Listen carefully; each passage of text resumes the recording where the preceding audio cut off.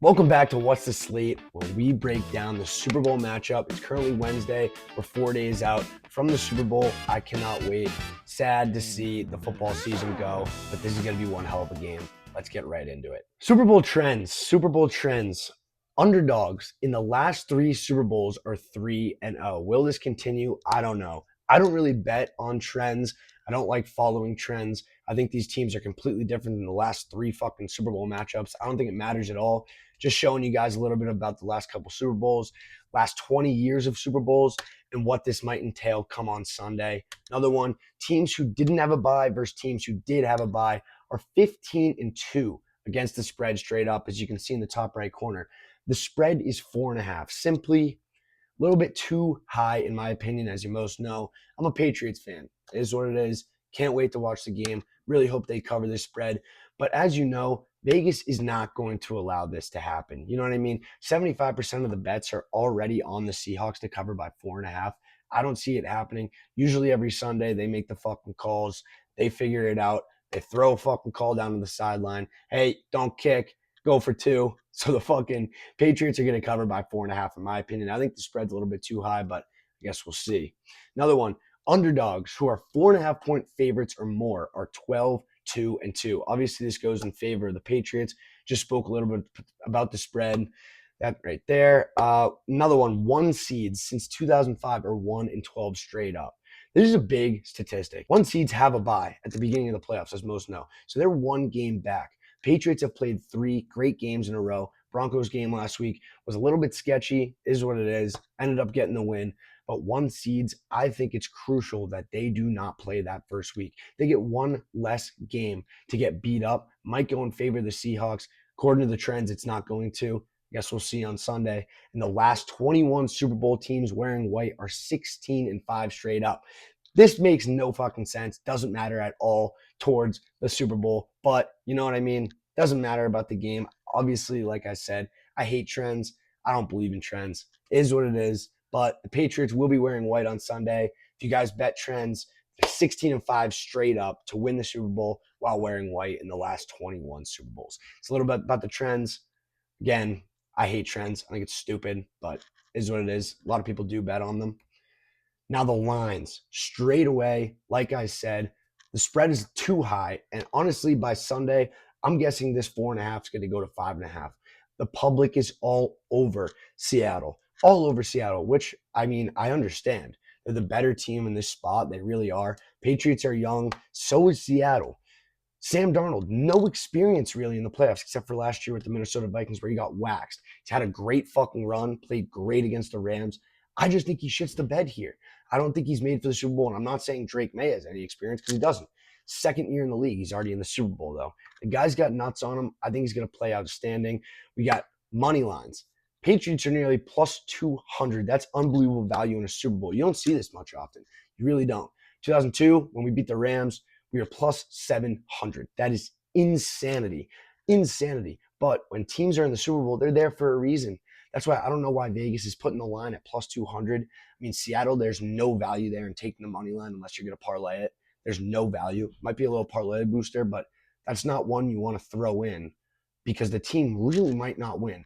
Again, everybody and their mothers on the internet is on these fucking Seattle team, and I just don't understand it. I mean, yes, I'm a biased Patriots fan, but again, I don't see how that's going to go well for anybody. Anybody can win this fucking game. It's one game.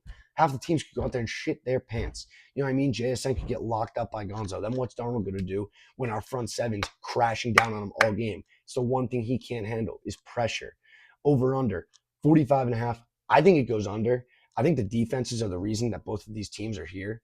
I really do. I think the defenses are outstanding. I think they're going to play great on Sunday. And I think two inexperienced quarterbacks when it comes to the Super Bowl, they're not going to perform too well. I don't think either offense performs too well. Now we get to the passing yards. Drake May, 220. The last three games, he hasn't even been able to fucking touch this. Yes, I lost a lot of coin on that. I did. I will say it right now. A lot of coin on Drake May overs in the last three games because all he's been doing is using his feet.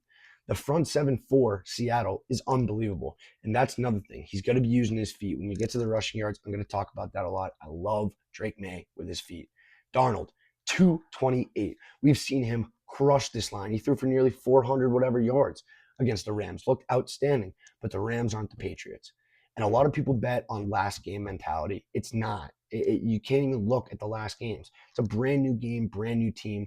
You can't look at how a team has played last week versus how they're going to play this week. The preparation's been different. These teams have had 2 weeks to fully dissect each other on film. It's not going to work out. I think they both go under. I really think they both go under. I'm not going to touch the passing yards because you never know. It could be a fucking shootout.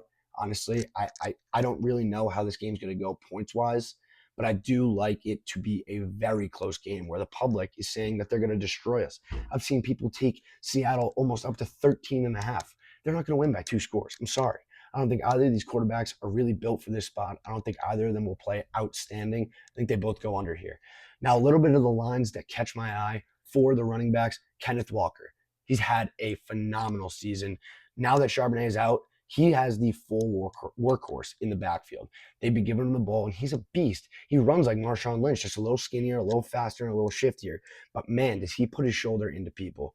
And now that I'm saying all that, I like his under, man. 73 and a half yards against our team. We're a great rushing defense.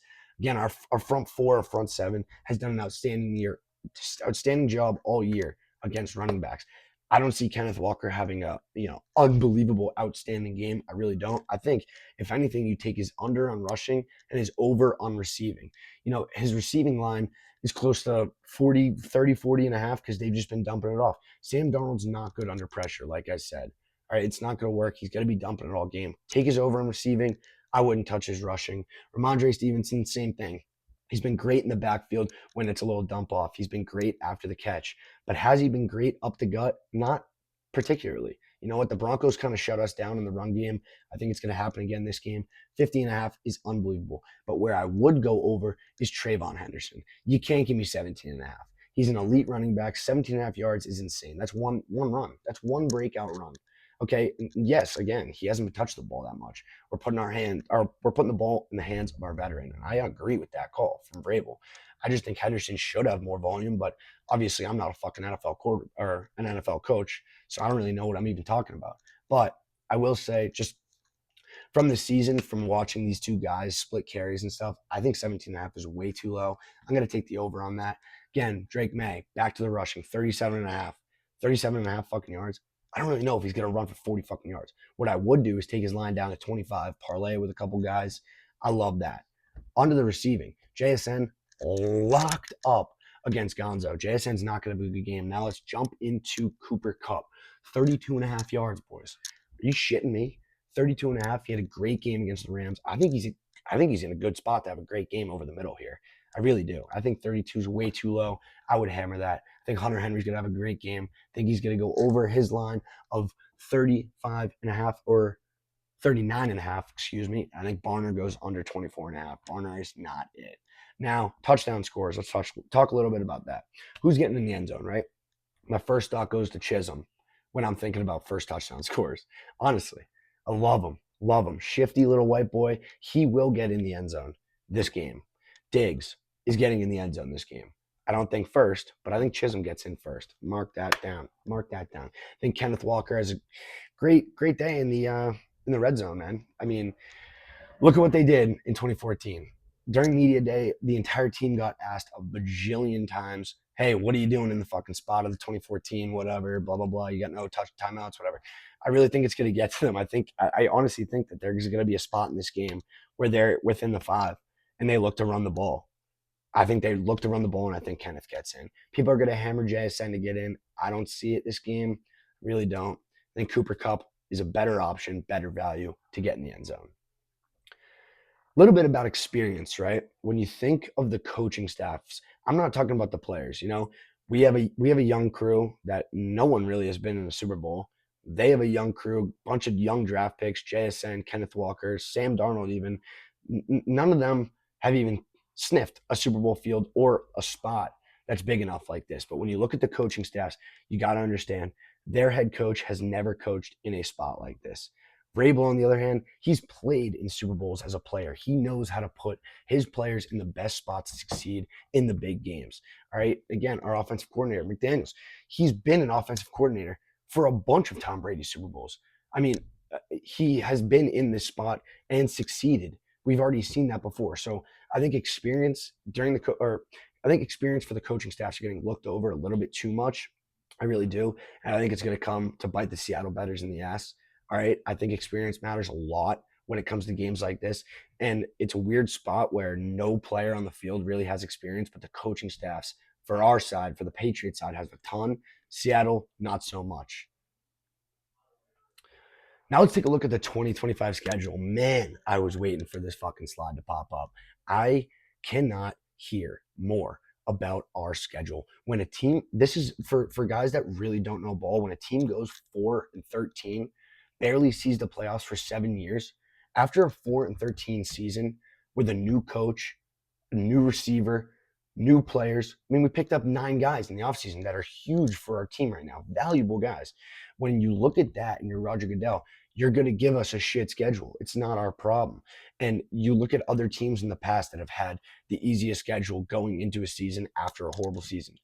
Uh, 9 of them have never even touched the Super Bowl. 6 of them got dropped off in the first round of the playoffs if they made it. This is the past. Now it's the present. Again, with the trends, I don't like it, but you got to talk about it. It's something to talk about. Teams in the past have had easier schedules than this and haven't seen the success that we had. I mean, we've played 3 of the top 5 defenses in the league coming into this game. We're built for this spot.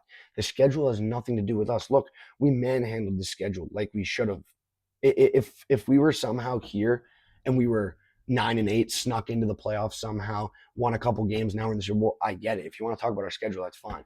We fucking bent over every team in the league except for a couple tough losses in the first 3 weeks. Then we went on to fucking win 7 games in a row. No, 10 games in a row.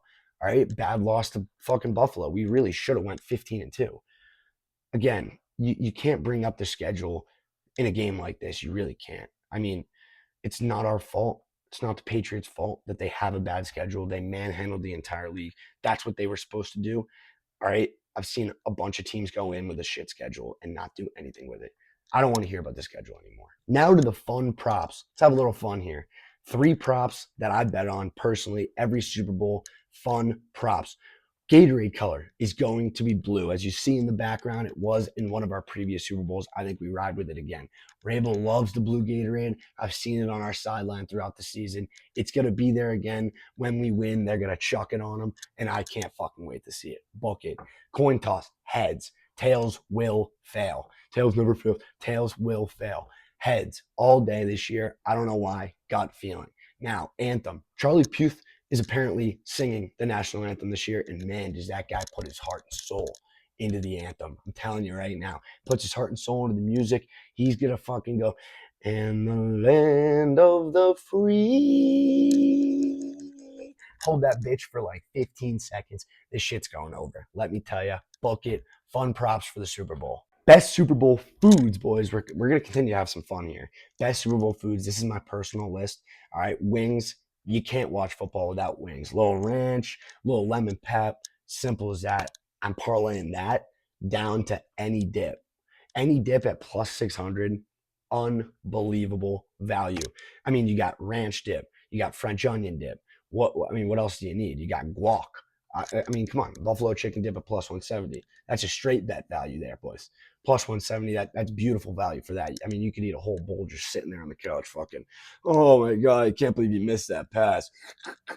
Dead ass. Chips and salsa, love it. Gotta have it on the table. Barely ever gets finished, but guys like to pick and cheat at it. You know what I mean? Pizza, if you're ordering 7 pies for a Super Bowl party, I respect it, but I'm personally not going to grab more than 2 slices. You know, it's not something that you're going to sit there. It's something that you're going to have 3 slices and be like, why the fuck did I do that at halftime? Shit in your pants in the bathroom, right? Everyone goes, oh my God, Drake May, 75-yard touchdown. Shitting yourself in the bathroom, you miss it. Pigs in a blanket, phenomenal choice. Plus 500, great value. Again, something that finger food, you could fucking eat that shit all day. And then fruit. If you're sitting there with some fruit at halftime or during the game and you're just munching, are you kidding me, guys? If you're fucking looking to be healthy, this is the one day a year you get to cheat. Greasy ass food. You're trying to put up fucking 10,000 calories, watching a great game, having some fun. Don't be that guy on the Super Bowl on Sunday. All right. Dig into the wings, dig into the dip, dig into the pizza. All right. Ladies and gentlemen, that's all I got. I'll see you Sunday. Drake May's going to walk all over this. Sam Darnold's going to fucking eat shit his pants, and fucking C goes for 4 quarters.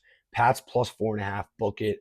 Pats plus money on the money line, book it. Stephon Diggs, anytime touchdown score. Drake May, 25 rushing yards. Henry, 25 receiving yards. Diggs, 30 receiving yards. Book it. Let me tell you, this game is going to be cinema. And if you're on the side of the public looking to bet Seattle, I wish you the best of luck, because I'm telling you right now, it's just going to be a repeat of 2014. It's not going to be a revenge tour. That's episode fucking, I don't even know now, 6 or 7. I'll see you guys on Sunday. Videos will be out on my Instagram account all week. Tune into the bets, join the Telegram, link in bio. I'll see you Sunday.